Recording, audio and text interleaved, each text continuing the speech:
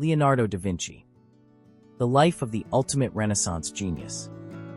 Welcome, English learners.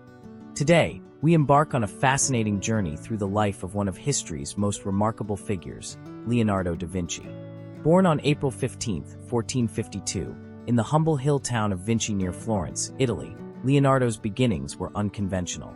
He was the illegitimate son of Ser Piero da Vinci, a prominent Florentine notary, and Caterina, believed to be a local peasant woman.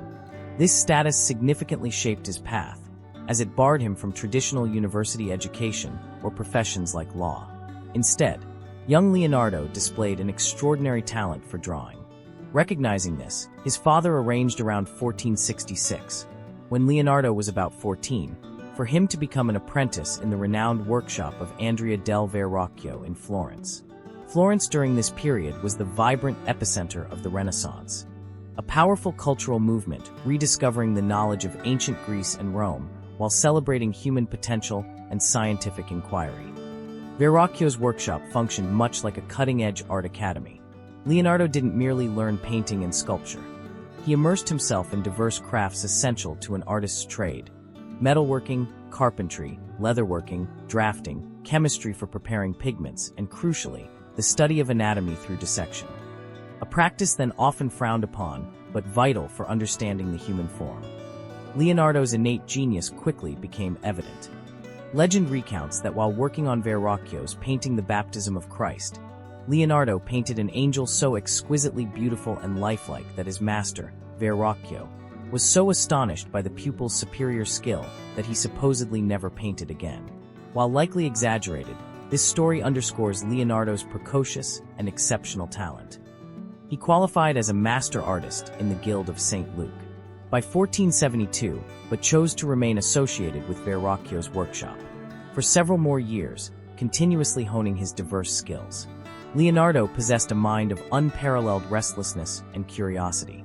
He meticulously filled countless notebooks with sketches, scientific diagrams, anatomical studies, philosophical musings, practical inventions, personal reminders, and even financial records. Intriguingly, he often wrote using mirror writing, flowing from right to left, perhaps for secrecy or simply because it felt natural as a left-hander. His interests were boundless. He studied the flow of water, the flight of birds, the mechanics of human and animal movement, the properties of light and shadow, the geology of mountains, and the growth patterns of plants. This insatiable curiosity, while his greatest strength, also presented a challenge.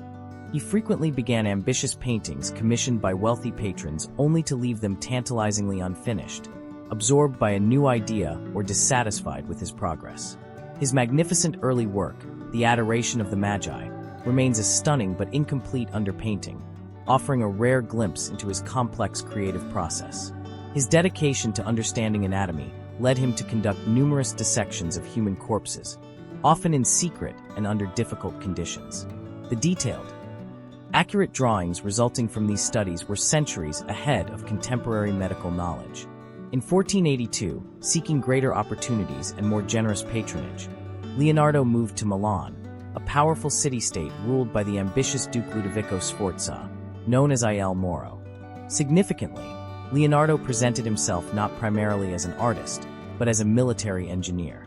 His famous letter of application to Ludovico listed his skills in designing innovative bridges, portable yet strong fortifications, cannons, armored vehicles, siege engines like catapults, and methods for draining enemy moats.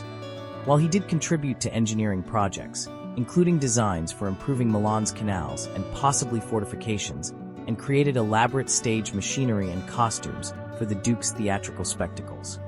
His time in Milan also produced one of the world's most iconic and revered artworks, The Last Supper. Painted directly onto the refectory wall of the monastery of Santa Maria del Grazie between approximately 1495 and 1498, Leonardo captured the profound psychological drama of the moment Jesus announces that one of his disciples will betray him. Breaking with static tradition, Leonardo depicted genuine, individualized human emotion and reaction among the apostles. Tragically, his experimental technique, using oil and tempera on dry plaster instead of the stable blown fresco method, caused the masterpiece to begin deteriorating almost immediately after completion.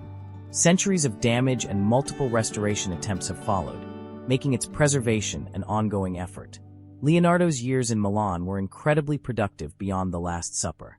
His restless intellect conceived inventions that seem astonishingly prophetic. He designed detailed plans for flying machines, including ornithopters with flapping wings inspired by birds and fixed-wing gliders, a helical aerial screw resembling a modern helicopter, armored fighting vehicles considered precursors to the tank, designs for a snorkel and even a primitive submersible, concepts for parachutes, and intricate systems of gears, pulleys, and bearings.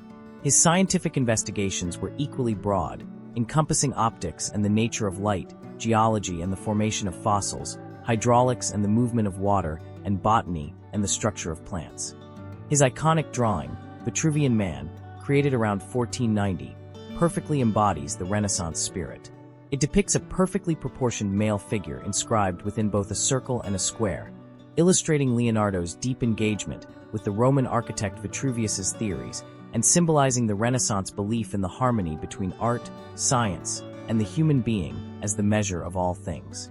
His anatomical drawings, based on meticulous first-hand dissection, achieved an accuracy and detail that remained unmatched for hundreds of years. Leonardo's world was disrupted in 1499, when French armies invaded Milan, toppling his patron, Ludovico Sforza. Forced to flee, Leonardo entered a period as a wanderer.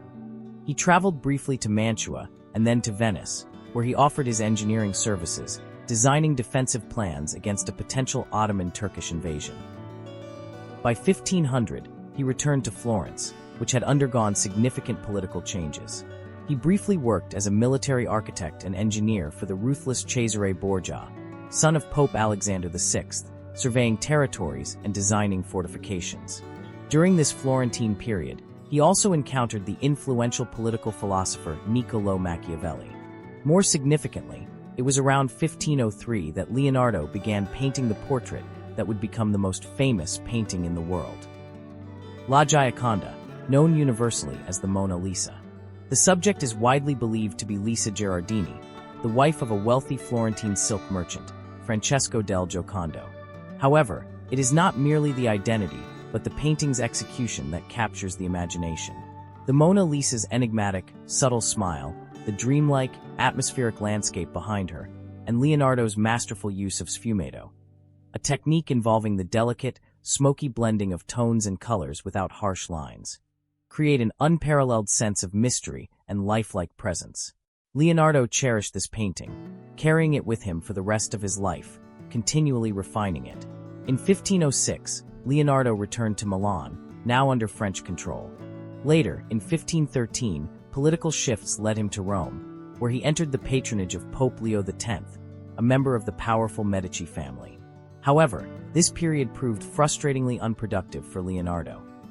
He found himself overshadowed by the intense rivalry and immense commissions given to younger, rising stars like Michelangelo and Raphael. The papal court seemed less interested in his wide-ranging scientific investigations and engineering projects compared to the demand for large-scale frescoes and sculptures.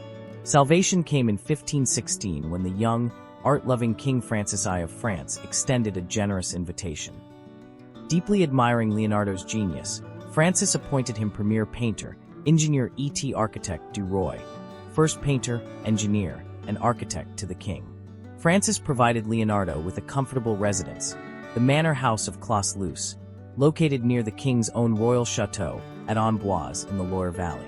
Leonardo spent his final 3 years in France, treated with great honor and respect by King Francis, although he painted little during this time. Due partly to a suspected paralysis in his right hand, he remained intellectually active. He focused on organizing his vast collection of scientific notes and sketches, filling thousands of pages, and continued to conceive grand projects, including designs for a palatial royal residence and elaborate plans for festival pageants. He died peacefully at Clos-Luce on May 2, 1519, at the age of 67. While the romantic legend of him dying in the arms of King Francis is historically debated, it reflects the deep regard in which the French king held the aging master. Leonardo was buried in the chapel of St. Hubert within the grounds of the nearby Royal Château d'Amboise. Leonardo da Vinci stands as the quintessential Renaissance man, or polymath, a person of extraordinarily wide-ranging knowledge and expertise. What truly defined his genius? First, his boundless, insatiable curiosity. He questioned everything he observed in the natural world and the cosmos. Second, his exceptional powers of observation.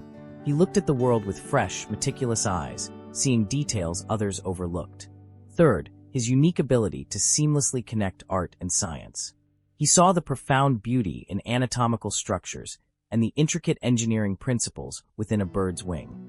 While many of his visionary inventions remained conceptual sketches due to technological limitations of his time, their foresight was nothing short of prophetic. His anatomical work laid crucial foundations for future medical science. And his artistic legacy? The Last Supper and the Mona Lisa are universally revered as defining masterpieces of Western civilization, studied and admired for their technical brilliance and emotional depth.